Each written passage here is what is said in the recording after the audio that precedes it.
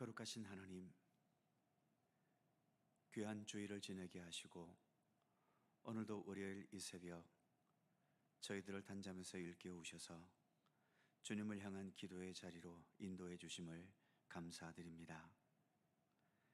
내가 세상 끝날까지 너희와 항상 함께 있으리라 약속하신 말씀처럼 우리 가운데 함께 하셔서 언제나 우리의 앞서 가시면서 우리의 삶을 이끌어 주시고 또 우리의 옆에서 우리의 뒤에서 우리가 약하고 넘어지고 부족할 때마다 힘과 용기와 그리고 굳건한 의지를 더해 주셔서 주님과 함께 동행하는 참된 믿음의 길을 성실히 걸어갈 수 있도록 인도하시기를 원하옵고 기도합니다.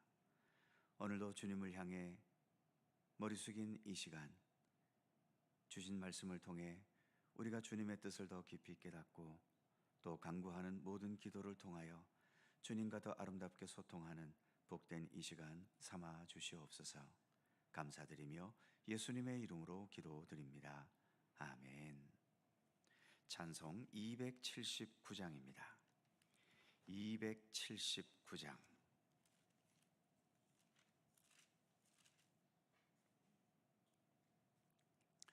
(279장) 함께 찬송합니다. 인내하신 구세주여, 내가 비오니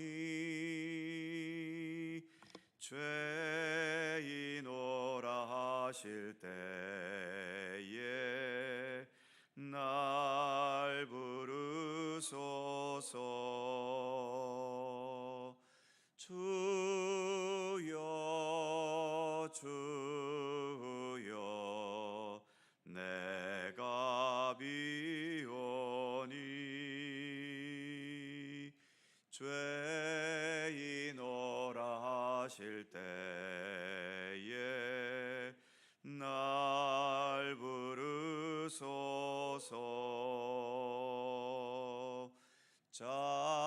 자비하신 보좌 앞에 꿇어 엎드려 자복하고 회개하니 믿음 주소서.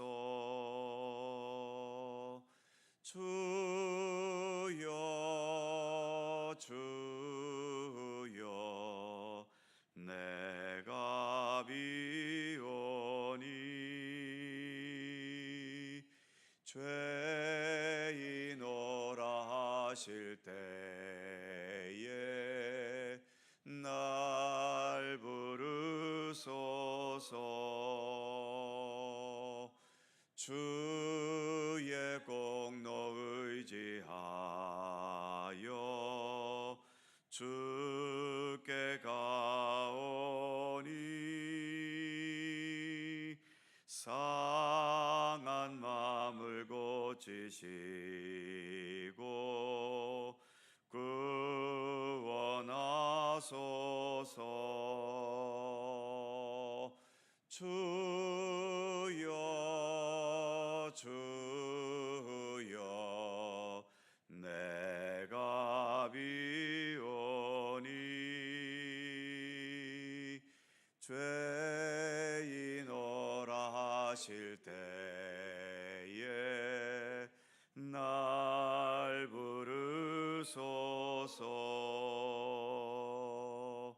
만복 근원 우리 주여, 위로하소서.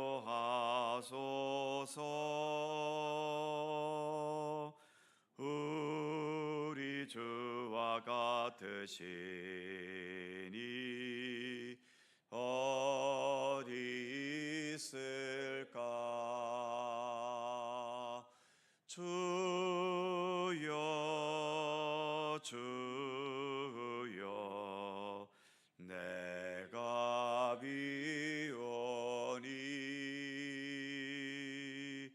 죄인오라 하실 때에 날 부르소서. 주소서. 아멘.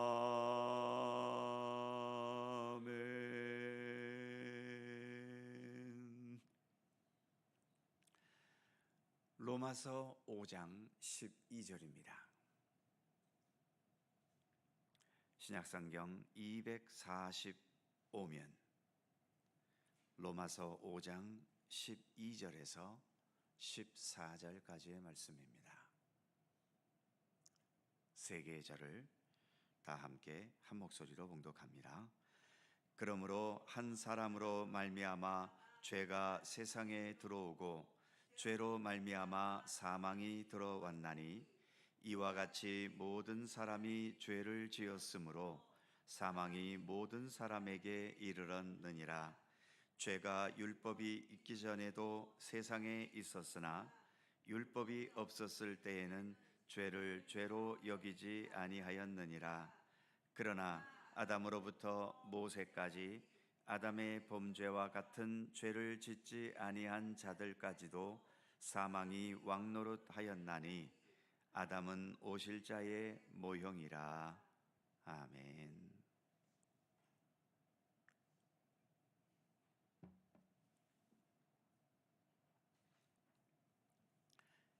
인간의 생명은 인간 속에서 저절로 생겨난 게 아닙니다. 육신적으로는 부모에게서 물려받았지만 그렇다고 해서 부모가 내게 주사기로 주입하듯이 생명을 주입해 준 것은 아니지요. 그리고 이 생명을 유지해가는 원동력도 인간 자체 안에는 없습니다. 그래서 계속 외부로부터 음식을 먹어서 생명을 유지해가고 있는 거지요.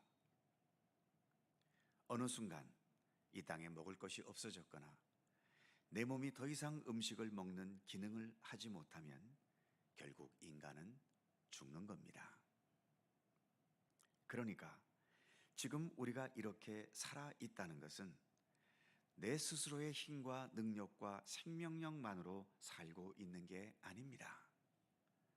끝없이 외부적으로부터 많은 것들과 연결되어서 그 모든 것들을 공급받으면서 생명을 이어가고 있는 거지요. 그리고 이 공급이 어느 순간 끊어지면 그때가 바로 우리에게는 죽음인 겁니다. 그런데 오늘 본문이 시작되는 12절 말씀을 보면 그러므로 한 사람으로 말미암아 죄가 세상에 들어오고 죄로 말미암아 사망이 들어왔나니 이와 같이 모든 사람이 죄를 지었으므로 사망이 모든 사람에게 이르렀느니라. 이 말씀처럼 죄가 들어왔고 죄로 말미암아 사망이 들어왔다라고 말하지요. 죄라는 게 과연 무엇일까요? 그리고 죄가 들어오면 왜 사망에 이르게 된다고 말하는 걸까요? 일반 사람들, 믿지 않는 사람들은 사람이 죽는 게 늙어서 죽거나 사고를 당하거나 병들어 죽는 것이지 무슨 죄 때문에 죽느냐면서 이 말씀을 이해하지 못합니다. 이 말씀을 이해하려면 인간의 생명이 인간 자체에게 기원이 있는 것이 아니라 창조주이신 하나님께 있다는 것을 먼저 인식해야 되지요. 즉, 하나님께서 우리에게 생명을 부여해 주셨다는 사실입니다. 육신의 생명은 육신의 양식을 먹음으로 연장되지만 어느 순간 먹지 못하는 때가 오면서 육신은 결국 죽음에 이르고 말지요. 그런데 우리의 생명은 육신의 생명이 있는가 하면 이 육신의 생명, 우리가 느낄 수 있는 이 생명력보다 훨씬 더 근원적이고 영원한 본질적인 생명이 있다고 우리는 믿습니다. 이것을 영생이라고 말하기도 하고 하나님 주신 하나님의 생명이라고 말하기도 하는 거지요. 육신의 생명은 이렇게 더 본질적인 영생 또는 하나님의 생명이라고 불려지는 더 근원적이고 영원하고 본질적인 생명에서 비롯된 하나의 생명 현상일 뿐입니다. 육신의 생명은 먹는 양식으로 이어져 가고 유지되어 가지만 우리의 근본적인 생명인 영생, 하나님의 생명은 어떻게 이어져 가고 유지되어 갈까요? 이 생명은 하나님의 생명이기 때문에 오직 하나님과 내가 연결되고 이어져 있어야만 합니다. 하나님과 내가 연결되기 위해서 하나님께서는 예수 그리스도를 이 세상에 보내주셨고 또 하나님의 생명의 말씀인 성경을 우리에게 허락해 주셨던 것이죠. 이처럼 우리는 그 예수님을 믿음으로 말미암아 하나님의 영생이 내 안에 들어오게 되는 것입니다. 그런데 이 죄라는 것이 하나님과 연결되어야 할 그 연결고리를 끊어버리는 역할을 하는 겁니다. 죄라는 것은 성경적인 의미로는 관역을 맞추지 못했다는 의미이죠. 관역을 맞추지 못했다는 것은 관역과 화살이 일치되지 못하고 분리돼 버렸다는 이야기입니다. 우리는 화살 같은 존재인데 당연히 관역이 되시는 하나님과 정확하게 연결되어 있어야만 합니다. 그래야만 내 안에 육신의 생명을 뛰어넘는 영생, 하나님의 생명, 그리고 그 생명으로 인해 구원받은 하나님의 백성으로 존재할 수 있게 되는 거지요. 그런데 관역을 맞추지 못한 화살처럼 하나님과 연결되지 못하게 하는 이 죄는 우리에게서 하나님의 생명, 영생을 상실하게 하고 그 결과 육신의 죽음과 더불어 결국 영원한 죽음으로 이어지게 하는 겁니다. 그래서 본문에서 죄로 말미암아 사망이 들어왔다라고 말하게 되는 거죠. 13절 말씀을 보면 죄가 율법이 있기 전에도 세상에 있었으나 율법이 없었을 때에는 죄를 죄로 여기지 아니하였느니라. 율법이 세상에 없을 때에는 세상에서는 죄가 아니었겠지요. 그렇다고 해서 진리이신 하나님 앞에서도 죄가 아니었겠습니까? 그래서 14절에서 이렇게 말씀합니다. 그러나 아담으로부터 모세까지 아담의 범죄와 같은 죄를 짓지 아니한 자들까지도 사망이 왕노릇하였나니 아담은 오실자의 모형이라. 우리가 잘 알듯이 아담은 에덴 동산 중앙에 있는 선악을 알게 하는 나무의 열매를 먹지 말라는 하나님의 명령을 어겨서 죄인이 되었지요. 그런데 에덴 동산 이후로는 에덴 동산으로 들어가는 길이 막혀버렸기 때문에 선악을 알게 하는 나무가 우리 가운데는 현존하지 않습니다. 그래서 아담 이후로 모세 시대의 율법이 생기기 전까지 사람들은 아담처럼 선악과를 먹는 죄를 범할 일도 없고 율법도 없으니까 죄가 있다 하더라도 그게 죄라고 판단할 근거가 없었고 그래서 결국 죄가 없는 자들이 아니냐고 따질 수도 있다는 거죠. 그러나 아담처럼 선악을 알게 하는 나무의 열매를 먹는 죄는 범할 수 없었더라도 생명과 진리의 관역이신 하나님께 화살을 맞추지 못해서 하나님과 분리된 죄의 현실은 여전히 그들에게도 있었다는 것입니다. 그래서 14절 말씀에서처럼 아담으로부터 모세까지 아담이 범죄한 것과 같은 죄를 짓지 아니한 자들까지도 결국은 죄로 인한 결과인 사망이 왕노릇 하였다고 말하고 있는 겁니다. 본문이 말하려는 것은 결국 이 땅에 존재하는 어떤 인간들이나 다 죄인일 수밖에 없다는 것을 말하려 하는 겁니다. 많은 부분에 우리가 이처럼 믿음의 길을 걸어가도 여전히 우리는 하나님과 관역을 맞추지 못하는 화살일 상태가 얼마나 많습니까? 결국 율법이 있으면 율법 때문에 죄인인 것이고 율법이 없거나 몰랐더라도 하나님이라는 관역에 내 삶이 맞추지 못하는 것이 많이 있기 때문에 우리는 늘 주님 앞에서는 죄인일 뿐이라는 거죠. 우리가 죄인이라는 사실을 말하고 인정하는 것, 별로 기분 좋은 일일 수는 없습니다. 하지만 우리 자신, 우리의 현실을 바로 깨달아야 여기에 바른 구원과 바른 생명의 길을 찾을 수 있지 않겠습니까? 의사가 바르게 진단해야 바른 치료를 행할 수 있듯이 말이지요. 어떤 분은 병원에 가기를 두려워합니다. 그 이유가 병원에 가면 의사가 나한테 중병이 걸렸다고 진단할까봐 그 진단 받기 싫어서 병원에 안 간다는 거지요. 어떻습니까? 지혜롭습니까? 아니면 미련한 짓입니까? 바르게 진단되지 못하면 그 병에서 극복할 수 있는 길도 닫혀버리는 겁니다. 우리가 죄인이라는 사실을 실감 있게 바르게 깨달아야 그 죄를 딛고서 우리가 참된 생명의 길로 나아갈 수 있는 길이 열려질 수 있는 거죠.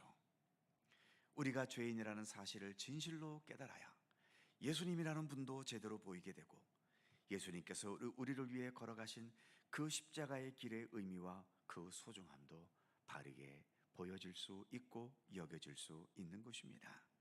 그리고 이렇게 나와 같은 죄인들을 오늘도 의롭다함을 얻게 하시고 구원의 백성으로 살게 하시는 하나님의 은혜와 사랑이 더 분명하게 인식되고 깨달아지게 되는 것이지요. 우리는 날마다 주님 앞에 서야 합니다. 하루에도 몇 차례씩 우리가 거울을 바라보며 우리의 얼굴과 온 매무새를 다듬는 것처럼 우리는 예수 그리스도 앞에 서서 내가 오늘도 어떤 죄악 가운데 있는지, 어떤 부족한 가운데 있는지, 그리고 내가 믿음의 길을 제대로 걸어가고 있는 것인지 언제나 우리는 우리 자신을 주님 앞에 비추어 봐야 하는 것입니다. 그래야 우리는 우리의 이 믿음의 길을 바르고 온전하게 걸어갈 수 있기 때문이지요. 기도하겠습니다. 거룩하신 하나님, 아담으로부터 시작된 죄악의 역사, 그 어느 누구도 이 죄악의 역사에서 벗어날 사람이 없다는 것을 오늘의 말씀은 우리에게 교훈해 줍니다.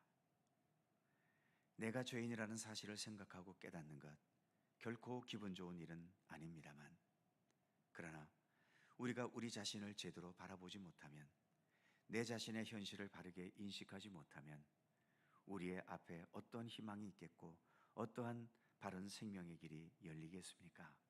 그러기에 주님, 늘 주님 앞에서 내 자신을 바르게 비춰보면서 회개할 것을 회개하고 또 내가 가야 할 바른 길을 지혜롭게 찾아갈 수 있도록 우리를 인도해 주시기를 원하고 기도합니다. 우리는 언제나 좋은 사람으로 보여지고 싶고 내가 남들보다 더 수준이 높고 모든 것에서 훌륭하다고 사람들에게 인정받기 원하지만, 그러한 욕망 때문에 주님 앞에서 비춰봐야 할 내 자신을 겸허히 돌아보는 그러한 진정한 경건의 노력이 소홀해지지 않도록 하나님 붙들어 주시옵소서.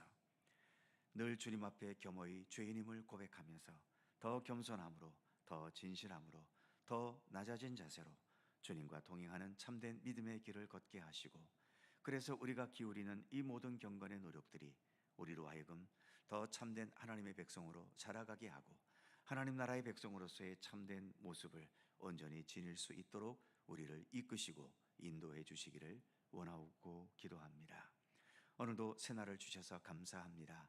주님과 함께 하루의 첫 시간 함께 할 수 있도록 이끌어 주심을 감사드리며, 오늘도 주님을 향하여 간구하는 우리의 모든 기도 한마디 한마디마다 우리 주님께서 사랑과 은총의 의지로 응답하여 주시고 동행해 주시고, 그러나 우리 인간의 뜻이 아닌 오직 하나님의 선하신 뜻이 우리 가운데 이루어질 수 있게 하여 주시옵소서. 오늘도 육체의 연약함, 마음의 고민과 걱정, 또 삶의 여러 무거운 짐들을 지고 있는 우리 성도들에게 특별히 함께해 주셔서 모든 육체의 질병과 아픔이 주 안에서 치유되고 마음의 고민과 걱정과 두려움이 주님 주시는 믿음의 강건적인 힘으로 더 담대할 수 있도록 오늘도 우리 가운데 함께하여 주옵소서.